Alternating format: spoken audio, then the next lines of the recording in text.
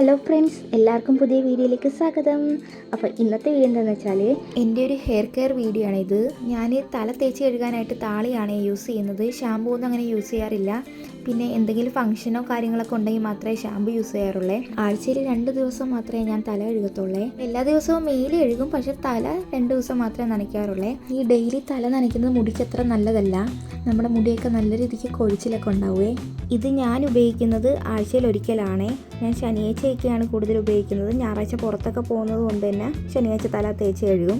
ചെമ്പരത്തി എന്തായാലും ഇതിൻ്റെ കൂടെ മസ്റ്റായിട്ട് വേണം. പിന്നെ അതിൻ്റെ കൂടെ നമുക്ക് ഇഷ്ടമുള്ള സാധനങ്ങളൊക്കെ ആഡ് ചെയ്ത് കൊടുക്കാം. ഇപ്പം ഞാൻ കറ്റാർ വാഴയും പിന്നെ സവാളയാണ് എടുത്തിരിക്കുന്നത്. സവാള നല്ലതാണ് ഈ മുടിക്ക്. കൊഴിഞ്ഞു പോയ മുടിയായാലും വീണ്ടും വളരാൻ വേണ്ടിയിട്ട് ഹെൽപ്പ് ചെയ്യുന്നതാണ് ഈ സവാള. അതുപോലെ തന്നെ സവാള കുറച്ച് എടുക്കാവുള്ളേ, അല്ലെങ്കിൽ തലവേദനയൊക്കെ എടുക്കും. പിന്നെ അതിനൊക്കെ പനി വരാനും സാധ്യത കൂടുതലാണ്, അതുകൊണ്ട് കുറച്ചേ എടുക്കാവുള്ളേ. ഇതിൻ്റെ കൂടെ വേറെ സാധനങ്ങളൊക്കെ ആഡ് ചെയ്യാവേ. അപ്പം കറിവേപ്പില, പിന്നെ നെല്ലിക്ക, അങ്ങനെ കുറച്ച് സാധനങ്ങളൊക്കെ ആഡ് ചെയ്യാം. അപ്പോൾ നമ്മുടെ കയ്യിലുള്ളത് എന്താണോ അതൊക്കെ വെച്ചിട്ട് നമുക്കിത് ഉണ്ടാക്കിയെടുക്കാം. അപ്പം ഞാൻ 3 സാധനങ്ങളാണ് എടുത്തിട്ടുള്ളത്. പിന്നെ ഇതിൻ്റെ കൂടെ കുറച്ച് വെള്ളം കൂടി ചേർത്തിട്ട് നമുക്ക് മിക്സിയിലൊന്ന് അടിച്ചെടുക്കാം. ഇതിൽ ഞാൻ മുടി വളരാനുള്ള ടിപ്സ് അല്ല പറയുന്നത്, മുടി കെയർ ചെയ്യാനുള്ള ടിപ്സാണ്. മുടി കെയർ ചെയ്യുന്നതിനനുസരിച്ച് നമുക്ക് മുടി വളരത്തോളേ. ചിലർക്ക് മുടി എന്ന് പറയുന്നത് പാരമ്പര്യമായിട്ടൊക്കെ കിട്ടും. ചെറിയ ചെറിയ കെയറൊക്കെ ചെയ്യുവാണെങ്കിൽ ഒട്ടും വളരാത്ത മുടി തന്നെയായാലും കുറച്ചൊക്കെ ഒരു മാറ്റം വരും. ഒരുപാട് വളരുമെന്നല്ല, കുറച്ചൊക്കെ ഒരു മാറ്റം വരും. വളരുന്ന എണ്ണയൊക്കെ കടയിൽ നിന്ന് മേടിക്കാണ്ട് കാച്ചിയ എണ്ണയൊക്കെ വീട്ടിലുണ്ടാക്കാൻ നോക്കുക. അപ്പോൾ അരച്ചിട്ടിട്ടുണ്ട്. ഇനി ഇത് നമുക്ക് തലയിൽ എങ്ങനെ തേക്കാൻ നോക്കാവേ. ഇനി മുടി നമുക്ക് ചെടയൊന്നും ഇല്ലാത്ത രീതിയിൽ ചീകിയെടുക്കണം. ഞാനൊരു സ്ഥലത്തൊക്കെ പോയിട്ട് വന്നതാണ്. അപ്പോൾ വണ്ടി പറന്ന് മുടിയൊക്കെ നല്ല രീതിയിൽ കെട്ട് വീണിട്ടുണ്ട്.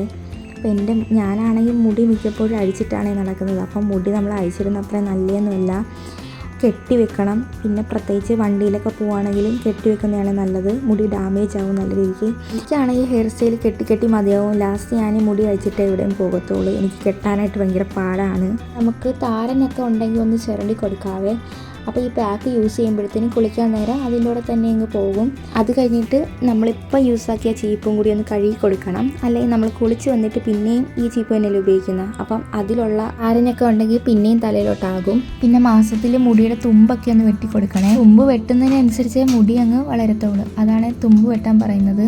അപ്പോൾ കുറച്ചെങ്കിലും തുമ്പ് മാസത്തിൽ വെട്ടാൻ നോക്കുക. ഞാൻ ഈ ഇടയ്ക്ക് മുടി വെട്ടിയായിരുന്നു, പക്ഷേ വേറൊരു വീഡിയോ കണ്ടിട്ട് വെട്ടിയതാണ്. പക്ഷേ പണി പാളിപ്പോയി, കയറി ഇറങ്ങിപ്പോയി. അതാണ് മുടി ഇങ്ങനെ ഒരുമാതിരി വൃത്തിയില്ലാതെ കിടക്കുന്നത്. ഹെയർ കളറൊക്കെ പണ്ട് ചെയ്തതാണ്, ഇപ്പോഴൊന്നും ചെയ്തതല്ല. ഹെയർ കളറൊക്കെ ചെയ്യുന്നതും നല്ലതൊന്നുമല്ല മുടി. അതുകൊണ്ട് നല്ല രീതിക്ക് മുടിയൊക്കെ ഡാമേജായി കുറേയൊക്കെ പോയിട്ടുണ്ട്. എനിക്ക് മുടി കളർ ചെയ്യാൻ ഭയങ്കര ഇഷ്ടമാണ്. അപ്പം എൻ്റെ ഒരു 8ാം ക്ലാസ്സൊക്കെ തൊട്ടേ ഞാൻ മുടി കളർ ചെയ്യുമായിരുന്നു. അപ്പം എല്ലാവരും എന്നെ വഴക്കൊക്കെ പറയുമായിരുന്നു, എന്തിനാ മുടി നശിപ്പിക്കുന്നതെന്നൊക്കെ പറഞ്ഞ്. പക്ഷേ നമുക്ക് നമ്മുടെ ഇഷ്ടങ്ങളില്ല, അതുകൊണ്ട് ഞാൻ ഹെയറൊക്കെ കളറൊക്കെ ചെയ്യും. അതേപോലെ തന്നെ ബ്യൂട്ടി പാർലറിലൊക്കെ പോയി മുടി വെട്ടുന്നവരാണെങ്കിൽ ഒന്ന് ശ്രദ്ധിക്കണേ. ഞാനാണെങ്കിൽ ഒരു വട്ടം പോയി മുടി വെട്ടിയായിരുന്നു ബ്യൂട്ടി പാർലറിൽ പോയി. അതിനുശേഷം എനിക്ക് വളരുന്നേ ഇല്ലായിരുന്നേ. ഞാൻ ഒരുപാട് പാട് വെട്ടായിരുന്നു വളരാൻ വേണ്ടി. അവരാണ് എനിക്ക് നല്ല കയറ്റി വെട്ടി തന്നായിരുന്നു. അതിനുശേഷം ഞാൻ ബ്യൂട്ടി പാർലറിൽ പോയി മുടി വെട്ടിയിട്ടേ ഇല്ല. എൻ്റെ മുടിയുടെ സ്ട്രക്ചർ എന്ന് പറയുന്നത് തീരെ കട്ടി കുറവാണ്. ഇതേപോലെ തന്നെ ചെറിയൊരു സ്ട്രെയിറ്റും ആണ്. അതുകൊണ്ട് തന്നെ ഒട്ടും കട്ടി തോന്നിക്കത്തില്ല. എനിക്ക് കൂടുതൽ ഇഷ്ടം ചുരുണ്ട മുടിയാണ്. ചുരുണ്ട മുടിയാകുമ്പോഴത്തേനും നല്ല കട്ടി തോന്നിക്കും. അപ്പോൾ അത് കിടക്കുന്ന കാണാൻ നല്ല രസമാണ്.